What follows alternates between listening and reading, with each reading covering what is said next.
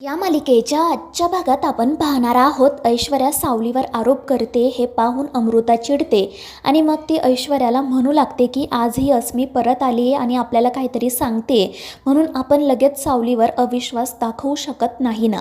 आणि मग ती तिलोत्तमाला सांगू लागते की आई माझ्यावर विश्वास ठेवा, सावली खरंच खूप चांगली मुलगी आहे, तिच्या डोळ्यांमध्ये मला खरेपणा दिसतो, तिने आजपर्यंत या घरासाठी आणि आपल्या सारंगसाठी खूप काही केलं आहे, अगदी स्वतःचा जीवसुद्धा धोक्यात टाकलाय आणि हे ना मी स्वतःच्या डोळ्यांनी बघितलंय.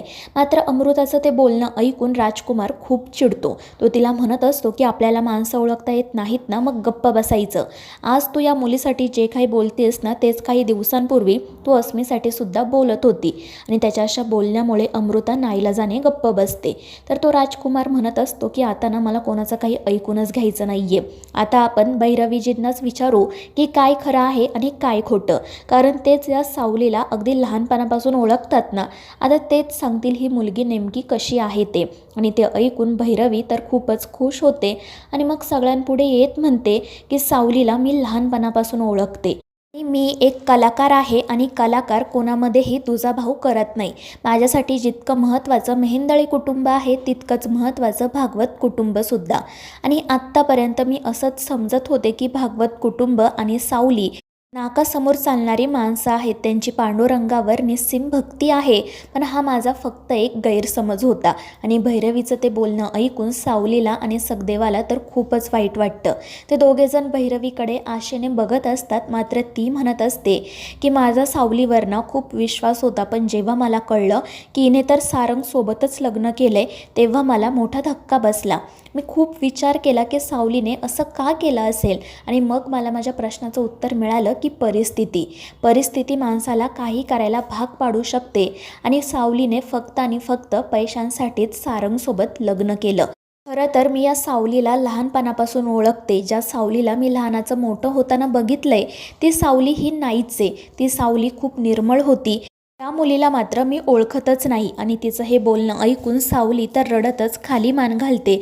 तर भैरवी म्हणत असते की मी फक्त माझं मत मांडलं, पण आता काय निर्णय घ्यायचा आहे हे तुम्ही तुमचं बघा, कारण हा तुमचा वैयक्तिक प्रश्न आहे. त्यामुळे आता मी इथे थांबू शकत नाही. आणि मग ती ताराला घेऊन घरातून बाहेर पडते. आणि तिचं ते नाटक बघून ऐश्वर्या आणि तो राजकुमार तर एकदम खुश होतात. मग तरीही अमृता पुन्हा म्हणते की भैरवीजींनी आणि या अस्मीने काहीतरी सांगितलं आहे म्हणून आपण सावलीवर अविश्वास दाखवायला नको. काय खरं आणि काय खोटं याची एकदा तरी शहानिशा व्हायलाच हवी. आणि त्यावेळी अस्मी म्हणू लागते की हो वहिनी, शहानिशा तर व्हायलाच हवी, पण आत्तापर्यंत मी जे काही कष्ट सहन केले आहेत त्याचं काय? त्या जगन्नाथजींनी माझा किती छळ केला आहे तुम्हाला माहिती आहे का? पण त्या ठिकाणी ना मी फक्त आणि फक्त सारंगचा विचार करून जिवंत राहिले. मला आता ना माझं प्रेम परत हवं आहे, बाकी मला काही नको. आणि मग ती तिलोत्तमाकडे जात नाटक करत म्हणू लागते की मॅडम प्लीज मला माझं सारंग परत द्या, मी त्याच्याशिवाय नाही जगू शकत, माझं त्याच्यावर खरंच खूप प्रेम आहे. आणि त्यावेळी सारंग म्हणतो की अस्मी, तू सुखरूप आहे हे बघून खरंच बरं वाटलं. आज तुझी बाजूसुद्धा कळली, पण मला माफ कर, मी आता पुन्हा तुझ्यावर विश्वास नाही ठेवू शकत. कारण जी मुलगी पैशांसाठी प्रेमाचं नाटक करते ती मुलगी पैशांसाठी काही करू शकते. आणि सारंगचा हा निर्णय ऐकून सगळ्यांनाच धक्का बसतो. अस्मी तर खूपच घाबरते आणि त्याला विनवणी करू लागते की सारंग प्लीज असं नको रे बोलू, मी आधी जे काही केलं ना ती माझी गरज होती, पण जेव्हा मी तुला भेटले तेव्हा मी खरंच तुझ्या प्रेमात पडले, मी तुझ्याशिवाय नाही जगू शकत. जेव्हा त्या जगन्नाथजींनी मला किडनॅप करून ठेवलं होतं तेव्हा मी फक्त आणि फक्त तुझाच विचार करत होते, मला फक्त तुझ्यासाठी परत यायचं होतं, प्लीज माझ्यावर एकदा विश्वास ठेव. मात्र त्यावर सारंग काहीच उत्तर देत नाही. आणि मग तितक्यात तिलोत्तमा म्हणते की बास झाला तुम्हा सगळ्यांचा हा खोटेपणा, आता मी या घरामध्ये थोडाही खोटेपणा सहन करणार नाही. आणि ती सावलीकडे बघत म्हणते की ही तर सगळ्यात मोठी खोटारडी मुलगी आहे आणि त्यामुळे आता ती या घरात राहू शकत नाही. आणि हे ऐकून अस्मी आणि ती ऐश्वर्या तर खूपच खुश होतात. तर तिलोत्तमा मग अस्मीला म्हणते की अस्मी, जेव्हा तू लग्न मंडपातून निघून गेली होतीस ना तेव्हा मला तुझा खूप राग आला होता, कारण तुझ्या निघून जाण्यामुळे माझ्या मुलाला खूप त्रास झाला होता. त्याने तर स्वतःचा जीव देखील देण्याचा प्रयत्न केला होता. पण आता तू परत आल्यावर जेव्हा तुझी बाजू सांगितली ना तेव्हा मला कळलं की जे काही घडलं त्यात तुझी काही चुकी नाही आहे. आणि तुझं माझ्या सारंगवर प्रेम आहे की नाही मला माहिती नाही, पण एक मात्र नक्की की तू खोटं बोलत नाही आहे. खोटं बोलते ती फक्त ही मुलगी, जी माझ्या घराला लागलेला एक शाप आहे आणि तिच्या अशा बोलण्यामुळे सावलीला तर खूप त्रास होतो. आणि मग त्यानंतर तिलोत्तमा सरळ सावलीच्या हाताला धरते आणि तिला घराबाहेर काढते आणि घराचा दरवाजासुद्धा तिच्या तोंडावरच बंद करते. आणि त्यामुळे सावली तर पूर्णपणे कोलमडून जाते. सारंग तिच्या पाठोपाठ जाण्यासाठी निघतो, पण ती अस्मी त्याचा हात पकडत त्याला थांबवते. ती म्हणत असते की सारंग कुठे चाललायस तू, जाऊ दे त्या मुलीला, आपण आता नव्याने आयुष्याला सुरुवात करूयात, झालं गेलं ते विसरून जा, आपण दोघे आता पुन्हा एकत्र येऊ. पण सारंग काहीच उत्तर देत नाही, तो अस्मीकडे पाहतही नाही. त्यामुळे अस्मी म्हणते की सारंग इतक्या लवकर विसरलास का रे तू मला, तू तोच सारंग आहे ना जो माझ्यावर जीवापाड प्रेम करायचा, जो माझ्याशिवाय एक क्षणसुद्धा राहू शकत नव्हता, मग आता तुला काय झाले, तू खरंच खूप बदलला आहेस सारंग, तू माझा सारंगच नाही आहे. आणि ते ऐकून सारंग म्हणतो की अस्मी मी तोच सारंग आहे, ज्याने कधी काळी खूप निस्वार्थीपणे प्रेम केलं होतं, पण आता काय खरं आणि काय खोटं ते मला माहिती नाही.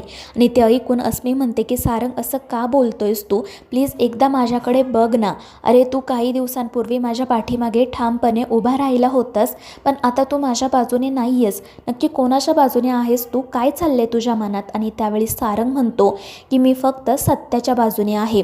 आणि ते ऐकून सगळेजण त्याच्याकडे आश्चर्याने पाहू लागतात. तिलोत्तमा विचारते की सारंग काय आहे सत्य. आणि त्यावर सारंग सरळ घराचा दरवाजा उघडतो आणि सावलीकडे बघू लागतो. ते बघून सावलीला खूप आनंद होतो.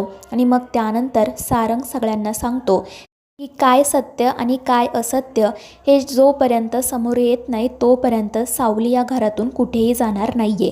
माझं तिच्याशी लग्न झालं आहे आणि माझ्यावर तिची जबाबदारी आहे आणि मी माझं कर्तव्य पूर्ण करणारच, त्यामुळे सावली याच घरात राहील. आणि सारंगचा हा निर्णय ऐकून चंद्रकांतला, अमृताला, नीलला, सोहम, बबलू आणि सखदेव या सगळ्यांनाच खूप आनंद होतो. सावलीसुद्धा रडतच सारंगकडे पाहत असते आणि मग सारंग स्वतः बाहेर येतो, सावलीला हात देत उठवतो आणि तिला मानाने घरात घेऊन जातो. तिला म्हणत असतो की सावली चल आपल्या रूममध्ये, मात्र तिलोत्तमा तिला थांबवते. ती म्हणत असते की सारंग तू काय करतोयस, तुला कळतंय का. तर सारंग म्हणत असतो की आई मी जे काही करतोय ते मला व्यवस्थितपणे कळते, जोपर्यंत खरं खोटं समोर येत नाही तोपर्यंत सावली कुठेही जाणार नाही. आणि त्यावेळी चंद्रकांत म्हणतो की सारंग तुझं अगदी बरोबर आहे.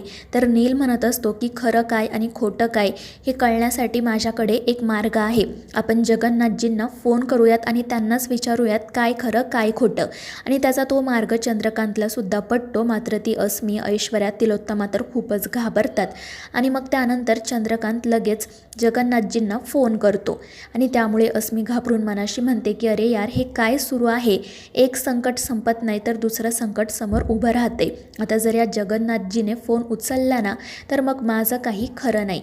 तर मित्रांनो, या मालिकेच्या पुढील भागांमध्ये आपण पाहणार आहोत सारंग सावलीला घरात घेऊन येतो, त्यामुळे तिलोत्तमा म्हणते की जोपर्यंत खरं खोटं समोर येत नाही तोपर्यंत या मुलीसारखीच अस्मीसुद्धा या घरात राहणार.